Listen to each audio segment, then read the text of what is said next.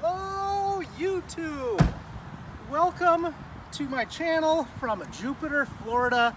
We just drove this 2011 Lincoln Town Car down here from Minnesota. It was about 1,750 miles. I want to do a review of this car. We'll be driving it home back to Minnesota starting tomorrow, and it's about another 1,750 miles. It is, I think, February 4th right now. The reason why I want to do a review on this town car, I've had town cars all my life, and being from Minnesota, they rust out on the bottom, the frame rusts out, and you can't really kill these drivetrains. They'll just go forever with the 4.6. So I looked for quite a while until I found one. Got this from a snowbird that was taking it to Arizona every October, bringing it home every April. So when I found this, there's no rust on the bottom. I had to buy it. I paid about $5,800 for it. It's got under 100,000 miles. I think it's at like 94,000 miles right now. It was an elderly gentleman that I bought it from. It actually came with World War II license plates on it. So yeah, I bought it 2 years ago in 2021. Anyway, we're gonna bring you on this road trip back home to Minnesota in the middle of winter, and we'll do a full review on this car.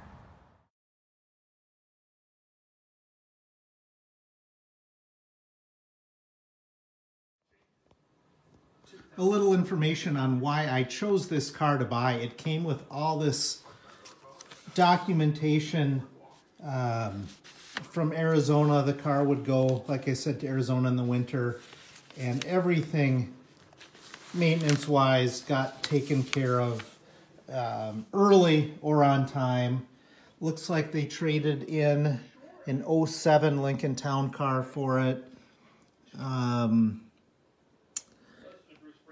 And got a trade-in of $10,900 minus a sales price of $22,980 for it.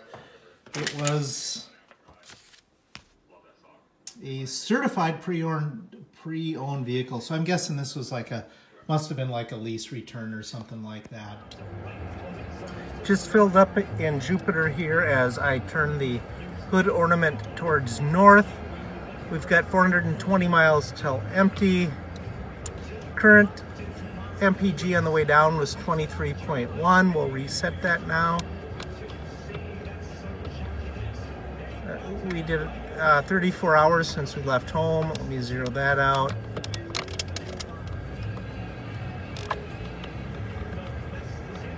$94,000 miles on the car. We've done 1897. And let me zero that out for trip B. And let's go ahead and follow the fuel mileage and how much gas it takes to drive this boat back to Minnesota. Here we are about 4 hours since we got gas, and when I bought this car, I got it for road trips. I'm not going to take a van on every trip that I go on. This one in the middle of winter, my vans are old with a bunch of miles on it. I wanted something newer with lower miles. I don't have to worry as much about a breakdown. Also, I wanted fuel economy and comfort, and this big boat does both. I don't feel tired at all. We've been going almost 4 hours, about 250, 300 miles, and I'm not tired. I feel great. Right now we're at 24 miles per gallon. I've been doing, between 70, 75 miles an hour, and the tachometer is just above 2,000 RPM, and I think that's why we're getting such decent gas mileage. In the interior, you can also switch the temperature between the driver and passenger.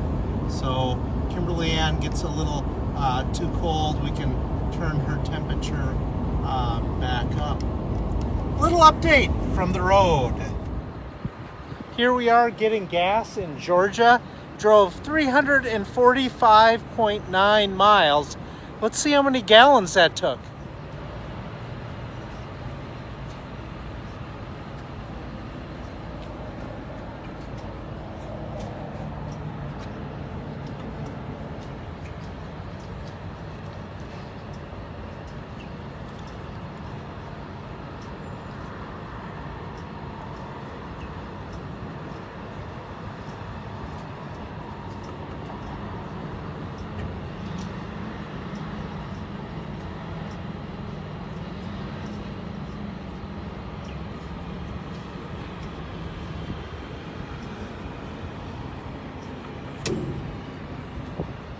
I'm guessing this is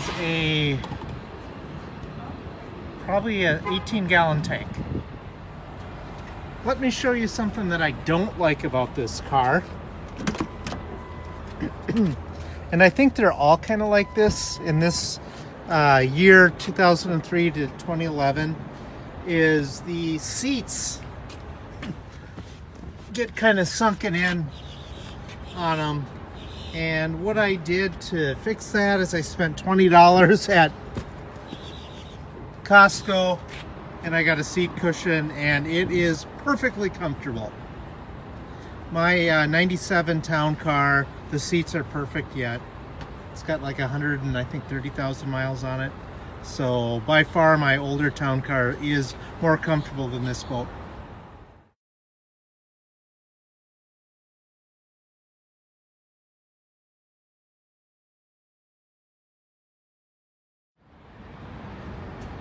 Stopped and got some gas at Buc-ee's. Let me show you something else. The last few years of the town car, they kind of cheapened them up a little bit. And normally this center thing would, in the like 2003, 4, 5, 6s, would open up. There'd be storage in here. And I think up there would be like a compass and maybe like a sunglass holder or something like that. So they did cheapen these up a little bit at the later years.